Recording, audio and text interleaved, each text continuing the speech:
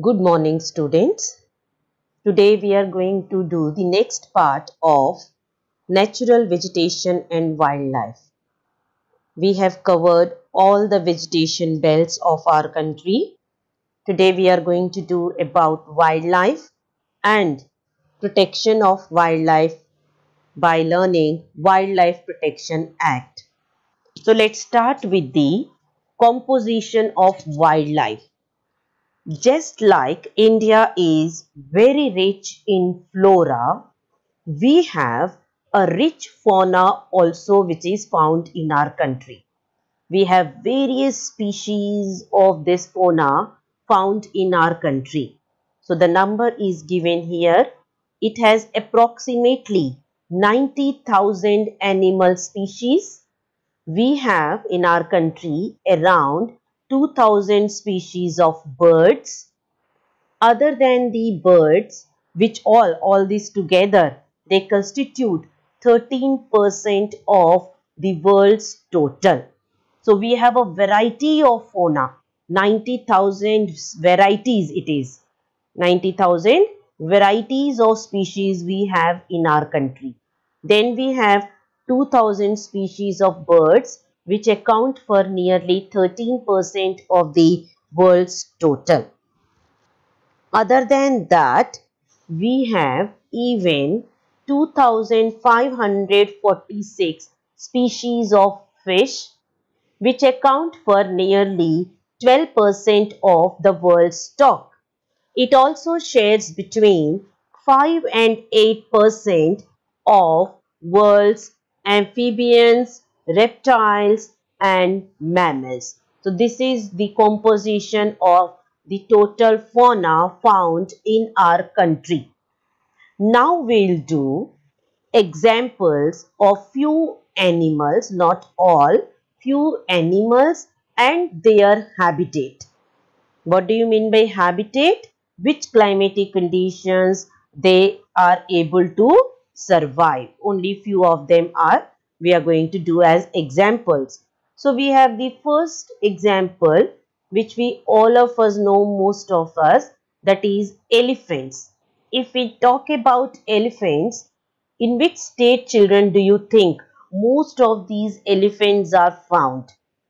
We answer it, most of the elements are found in especially Kerala, Assam, Karnataka. Why?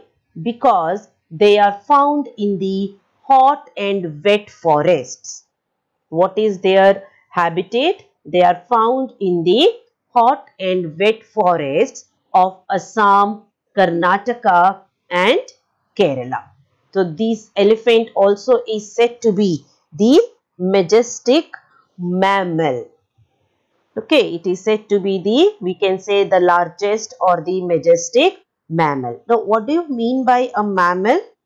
It is actually a warm-blooded vertebrate animal of a class that is distinguished by the possession of hair or fur, females that secrete milk for the nourishment of the young and the birth of the live young. So that is your mammal. So it is the largest or the majestic mammal and it lives in the hot wet forests of Assam, Karnataka and Kerala.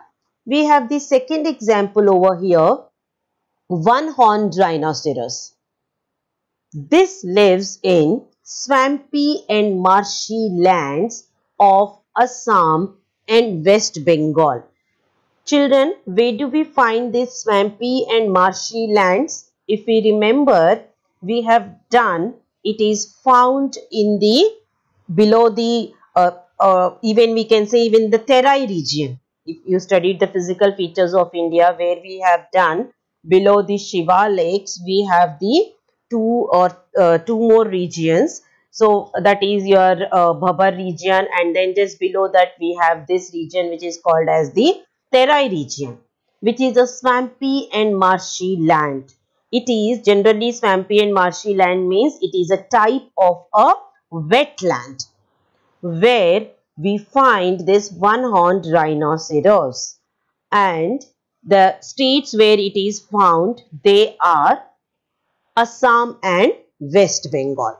Then we come to the other a few examples like in the arid areas. Arid means dry, where the rainfall is very low. So in the arid areas of Rann of Kutch, which is in Gujarat, and Thar Desert, which is in the western part of Rajasthan, these two areas, which are dry areas, are habitat for wild ass and camels. Then we come to the next example. Example like Indian bison, nilgai, which is also called as blue bull, chosingha, which is also called as the four-horned antelope. Then we have gazelle. Then we have different species of deer. All these are some other animals found in our country. It also includes several species of monkeys. Then there is, do you know, Wildlife Protection Act was implemented in 1972 in India. This part we'll do at the end of the chapter. Then we come to the few more examples like, do you know that India is the only country in the world which has both lions and tigers? And the most important habitat of Indian lion, children, all of you must be knowing this. It is the Gir forest in Gujarat. It is Gir forest in Gujarat. When we'll do the map work, I'll show you these all. Then we have tigers, which are found in the forests of Madhya Pradesh, also in the Sundarbans Delta of West Bengal, and also Himalayan region. Other than this, we have even leopards too are the members of the cat family. These animals which are discussed now like tigers, lions or leopards, all these are called as animals of prey. What do you mean by animals of prey? It is an animal which is which hunts or captures another animal for its food. So that is your animals of prey. Then we have few more examples from the Himalayan region. If you visit a mountainous region, you will see animals which are very heavy. Generally, you will see the animals which have a lot of fur or the animals which are heavy in their weight, which can survive in the extreme cold conditions. For example, the Ladakh, which is having a very low temperature. So we find the animals like yak, which is very heavy again. Then we have shaggy horned wild ox weighing around 1 ton. So that is what I said. They are generally animals which are very heavy. And then we have, other than that, we have Tibetan antelope, we have bharal, which is also called as blue sheep, wild sheep, kyang, which is also called as Tibetan wild ass. Such animals are found. Other than that, even we find in few pockets of Himalayas, we find ibex, bear, snow leopard. Then we have red panda, which is very rare to be found, and these are found in certain pockets of this Himalayan region also. Other than these animals, we find lot of water animals also, which are found in our lakes as well as in the oceans and seas. Okay, so we have turtles, crocodiles, gharials are found in the water, which are the water animals also. Then we have lots of amount of birds also which are found in our country, children. We have lots of colorful birds naming from, there are so many, naming from peacocks, pheasants, ducks, parakeets, cranes, pigeons, etc. There are so many animals which are, with so many birds which are given over here, which are many of them found in the forests and as well as the wetlands of our country. So that completes your complete part of the wildlife. We come to the next part where we are going to study how important is this biodiversity for us, how we can protect this biodiverse environment, and then we will proceed with the steps taken by the government to protect flora and fauna under the Wildlife Protection Act. So we start with the biodiverse environment. We have selected our crops from this biodiverse environment from the reserves of edible plants. We also experimented and selected many medicinal plants. That means we grow a variety of crops which requires a variety of climatic conditions. So we grow as per the climatic conditions. In the same way, we have selected many plants which are used for Ayurveda, which are the medicinal plants. The animals also selected for large stock provided by the nature of the animals. Different animals provide us with the different uses. We use animals for the different purposes. For example, we have some animals which are called as milch animal. Now, what do you mean by the term milch? It means examples like cow or any other domestic mammal which is kept or which is kept for mainly milk, which is breeded for mainly milk, such are called as the milch animals. Other than these, we have several animals which provides us with various purposes like draught power. Now, what do you mean by draught power? Draught is generally used for the term like a horse which pulls the cart. So it is carrying the load of the people. So that animals are called as the draught power. Then these animals are also used for transportation purposes. It also serves us for giving us meat and eggs. So several uses of these animals are given here. Other than that, we also use fish, which is one of the nutritive part of our food. Then we have some of the insects. You know, every species, rather I can say, is used for one or the other purposes. Sometimes they are naturally being used. Like we have seen, all these animals are serving us with the various purposes. Same way, we have so many insects in our environment which help in pollination of the crops and fruit trees, and exerting biological control on such insects is harmful. So these insects nowadays, even we don't see even a small butterfly also we are not able to see in the environment. Why is it so, children? Because even these insects today are getting extinct slowly. So how these insects are useful? I have told you a term, that is pollination. It is an act of transferring pollen grains, which you all of must have studied in science. So they transfer the pollen grains naturally. So if there are no insects, this transformation or transporting of this pollen grains will not take place. So there will be no natural growth of the plants or the trees over there. So what we study from this whole part which we have done, animals are useful, fishes are useful, insects are useful, plants are useful, we have seen. So what we conclude here? We conclude that every species which is found in the environment is important because it has a role to play in the ecosystem. Every species, whether it is a small or a big animal, all, even a small plant or any type of tree, all of them, they play a very important role in the ecosystem. So what is essential here?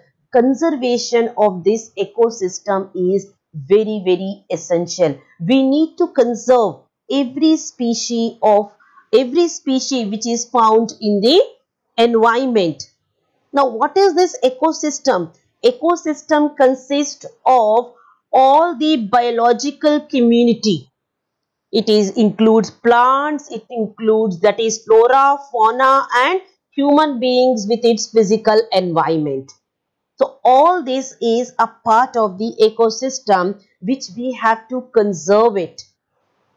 As has been mentioned earlier, we know that human beings, it is we are the people who exploit the plants and animal resources for the various purposes. We do the deforestation, we kill the animals, we even are using the plants for the various purposes. For the industrial purposes, trees are being cut. So for various uses, we are disturbing this whole ecosystem. The ecosystem has been completely disturbed by the human beings at present. That is why we are seeing the consequences of this environment. Why do we see that today this physical environment has undergone so many changes? It is because it has undergone so many changes because it is we have been disturbing this whole ecosystem. So now we are facing this, definitely the consequences of this disturbance. And we have so many species as mentioned over here. Near about, for example, 1300 plant species are endangered at present, and near about 20 species are extinct completely. Quite a few animals also are endangered, not only plants. Some of the animals are also endangered and some have completely extinct. What is the cause for this major threat? How it has, what has the human beings have done due to which several plants and animals are extinct or have entered into the stage of endangered? It is because the reasons are given, the causes are given. The causes are hunting by the greedy hunters. We know what is hunting, and the hunting is done mainly for the different uses of the animals. The different parts of the animals are sold. That is why it is given as for the commercial purposes. Then pollution, because of this, what has happened? Pollution, these animals are not only extinct because of the hunters or this, it is also due to the pollution which the human beings are creating. For example, the chemical and the industrial waste which we put into the water, or which we drain out into the water, or which we release into the atmosphere, these are also causing even the death of many of these animals. We have even the acid deposits in the water when we release the chemical waste into here. Then we have introduction of the alien species. Alien species are the species which are brought from the foreign, which are not able to habitate in our country, and sometimes they even kill the other species which are near to it. Reckless cutting of the forest, which is deforestation.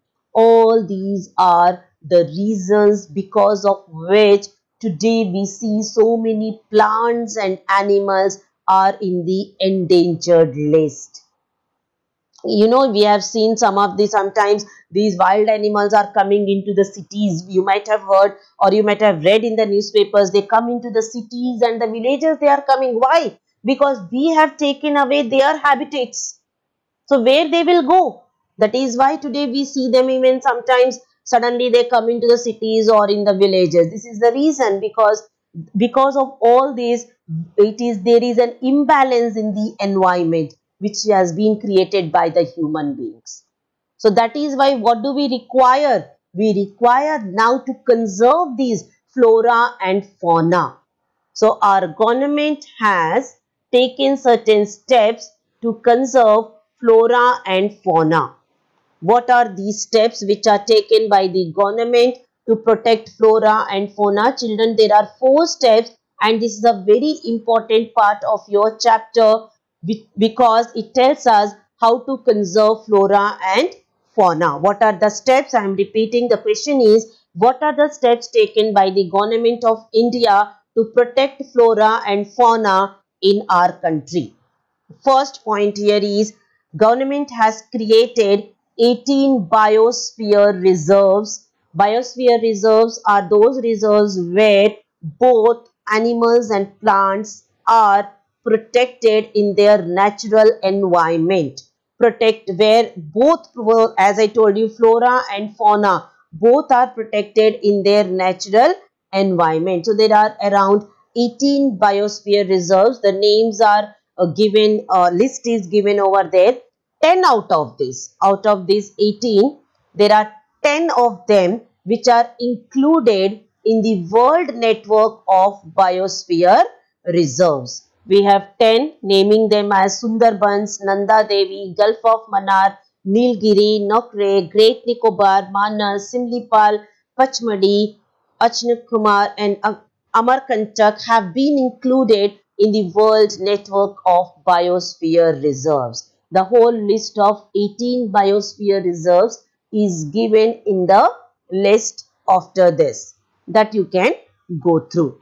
Then we have the second step which has been taken by the government.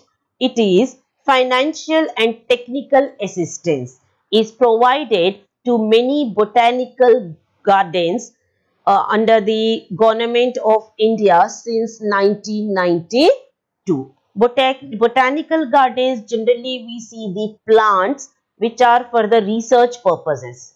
Generally the plants which are for the scientific or the research purposes. Such kind of botanical gardens, we have Kutch in cold desert, then we have Seshachalam, then we have Panna. These are the examples. Financial and technical assistance means the money is given to develop these botanical gardens and some technologies are provided so that these gardens are protected. Then we have some of the projects which are generally started specially for protecting the wildlife. For example, we have Project Tiger, Project Rhino, Project Great Indian Bustard. Such kind of wild animals are being protected under these projects. Then we have the fourth point. We in India have 103 national parks. We have 535 wildlife sanctuaries, and then we have few zoological gardens also which are taking care of this natural heritage. All of us, not only the people, those who have, not only the government, it is each individual person should realize the importance of this natural ecosystem for our own survival. But how is it possible? Is it possible if we start using these resources indiscriminately?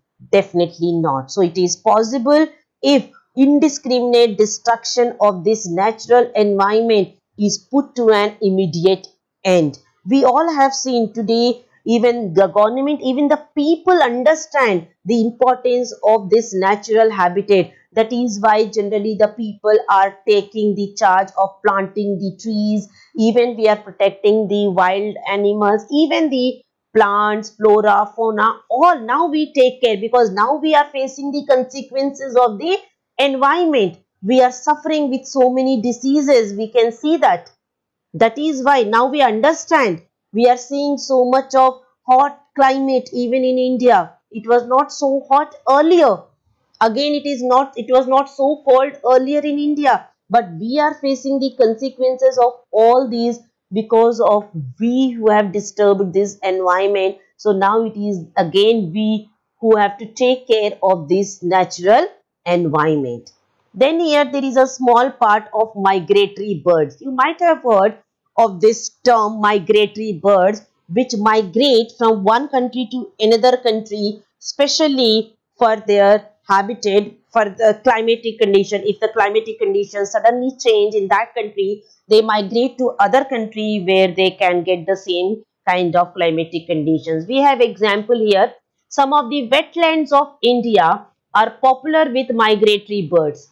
During the winters, especially in our country, birds such as Siberian crane, they come in large numbers. One such favorable place of wetlands or the with birds is the Run of Kutch, at a place where the desert merges with the sea.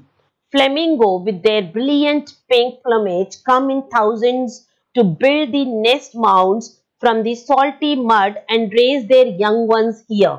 It is one among many extraordinary sites in the country. It is a very good place to visit. So, is it not a rich natural heritage of ours, children? Our country is a place for the rich natural heritage. So, you can see even the picture of these Siberian cranes over there. So, that completes, children, your chapter. I hope you have followed each point which is very clearly I have explained with each term meaning also, and lots of questions covered in between the chapters. Now what you have to do is you have to listen to these videos, all the videos of this chapter once again or twice at least before I do the exercises, and I want all of you to do at least these exercises, especially the MCQs which are given over here. Then we will discuss the question answer which are given at the back of the chapter. Already I have covered all the questions while I was doing the chapter, but once again I'll cover all of them, and even those who wish, you can even make a tabular form of the vegetation belts which I have covered: tropical evergreen forest, tropical deciduous forest. You can make a tabular form of that, and that will be easy to revise before the exams. So that is how you can do some of the work on your own. That's all, children, for today's class. I will tell what we'll do in the next class. That's all, children. Have a good day.